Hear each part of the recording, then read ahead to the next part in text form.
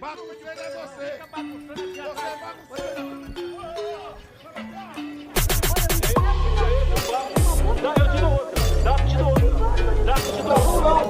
Vai chutar na internet? Te enfia a mão na cara desse mandado. Perca o mandado.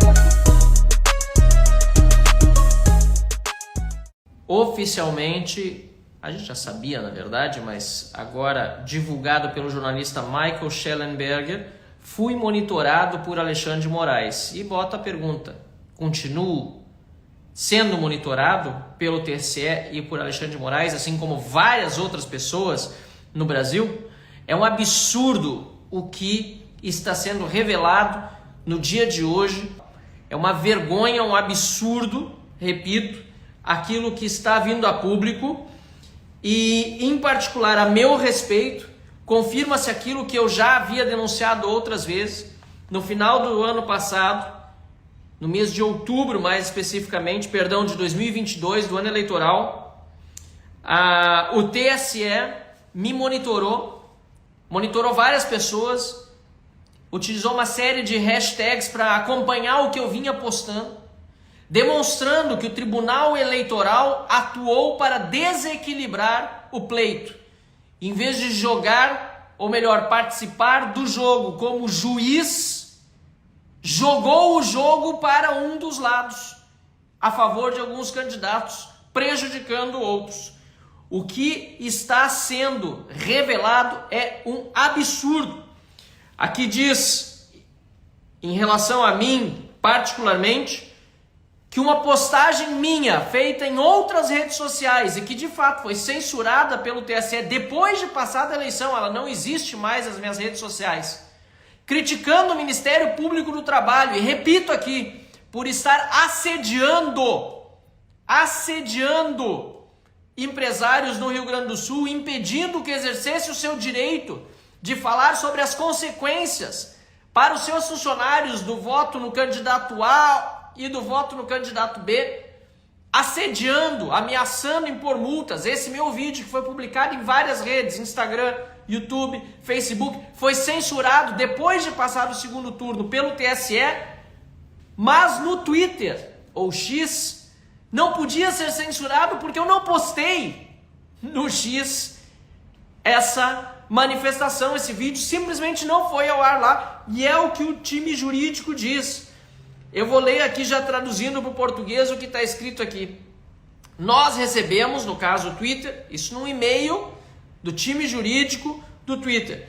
Nós recebemos uma ordem judicial do TSE para que esta conta verificada, no caso a minha, retirasse do ar dentro de 1 hora, sob a penalidade de R$150 mil por hora, se não fosse cumprida a decisão, um determinado conteúdo sem fazer referência ao link, ao URL.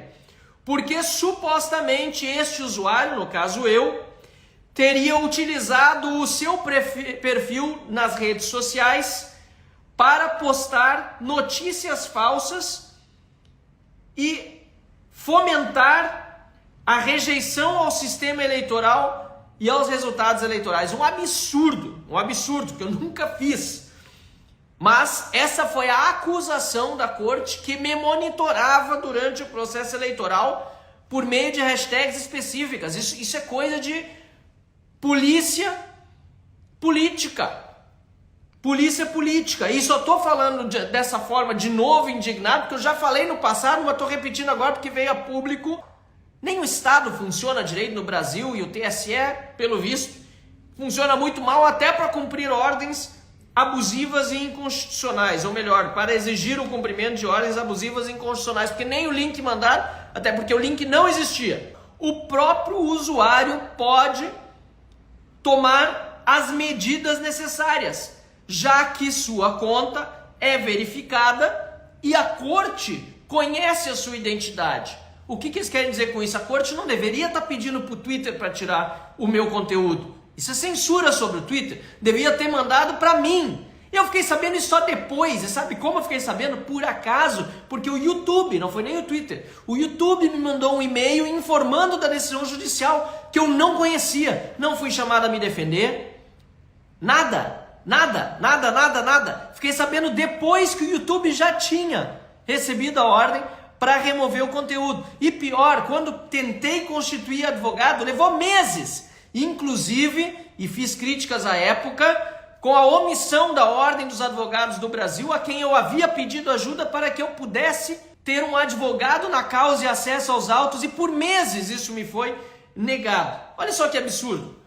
Agora podem ensejar um novo pedido de CPI, seja na Câmara, seja no Senado, seja em ambas as casas, para tratar especificamente desses crimes que foram cometidos pelo TSE contra a nossa Constituição, contra a nossa lei, que impedem censura prévia, qualquer tipo de mordaça ou de monitoramento. Eu aqui, encerrando essa live nesse momento, só posso expressar o meu mais profundo desprezo por aqueles que atacam a democracia dizendo defendê-la, por aqueles que agem de forma sorrateira e tirânica, fazendo de conta que estão salvando a democracia e o Estado de Direito no Brasil. Vergonhosa atitude de Alexandre de Moraes, presidente do TSE, e de todos que lhe dão guarida. E digo mais uma vez, parece que não há mais ministros do Supremo Tribunal Federal em Brasília.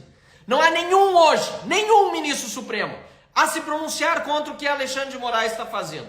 Aliás, contra inclusive juízes que foram mencionados nesse Twitter Files, dêem uma olhadinha, e que foram monitorados também por Alexandre de Moraes por supostamente estarem se excedendo e manifestando-se politicamente no Twitter e, portanto, tiveram suas contas removidas ou pelo menos foram feitas ordens judiciais nesse sentido, que não sei até que ponto o Twitter realmente cumpriu.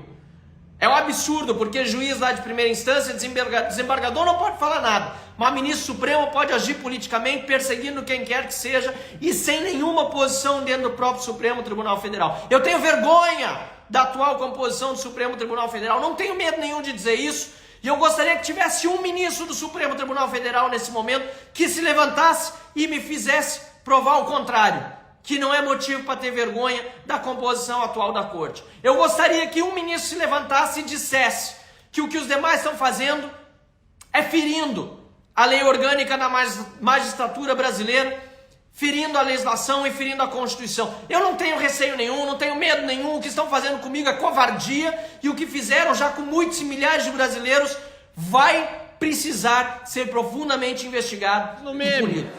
Senhor presidente, nos últimos dias, vimos a revelação dos Twitter Files Brasil, feito pelo jornalista americano Michael Shellenberger em conjunto com David Agape e com o jornalista Eli Vieira Júnior. Ali, senhor presidente, eu, deputado federal Marcel Van Hatten, que estive incluído como um dos monitorados por Alexandre de Moraes pelo Tribunal Superior Eleitoral, um dos milhares de brasileiros censurados, algo que a Constituição proíbe. A entrada de Elon Musk, o dono do antigo Twitter, hoje X, nessa discussão traz esperança para os brasileiros e traz também uma desconfortável situação para o ditador Alexandre de Moraes e para seu sócio Luiz Inácio Lula da Silva. A desconfortável situação de, ao serem desmascarados, terem de decidir se aos olhos do mundo continuarão sendo vistos como os ditadores e tiranos que são, ou se voltarão atrás e permitirão ao Brasil, mais uma vez, voltar a viver em paz. É triste que tenhamos chegado nessa situação, senhor presidente, e é por isso que eu clamo aqui para que a CPI do abuso de autoridade, que já tenha 171 assinaturas de parlamentares que se mobilizaram contra a censura, contra o bloqueio de contas e contra a morte de Clériston Pereira da Cunha, o Clesão, cujo falecimento ocorreu na cadeia, na Papuda, porque o ministro Alexandre de Moraes preferiu ignorar por mais de 2 meses a opinião da Procuradoria-Geral da República pela sua soltura. Até morte teve que ocorrer para que finalmente obtivéssemos no final do ano passado as 171 assinaturas. E agora, senhor presidente, deputado Arthur Lira, é sua responsabilidade abrir esta CPI para que ela possa começar a trabalhar. É, senhor presidente, irônico, aliás, hipócrita, que a esquerda reclame do X, do bilionário Elon Musk, mas use, deputado Afonso Ram, os seus serviços prestados na rede social para lhe fazer as reclamações. Se não gostam do X, não gostam do Twitter, não gostam do Elon Musk, saiam. Mas, obviamente, coerência não é o forte da esquerda e não tem sido sequer, lamentavelmente, o forte da imprensa, ou grande parte dela no Brasil. Raros são os jornalistas hoje que se salvam, a maior parte.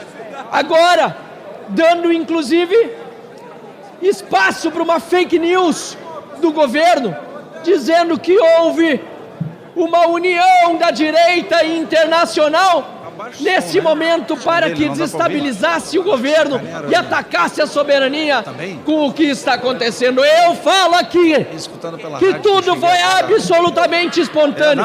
Eu não sabia da publicação dos Twitter Files, muito menos que eu ali estaria.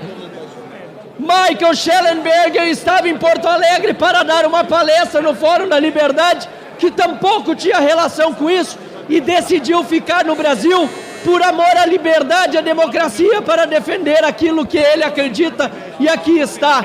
E toda essa repercussão não se dá por nenhum tipo de coordenação, não.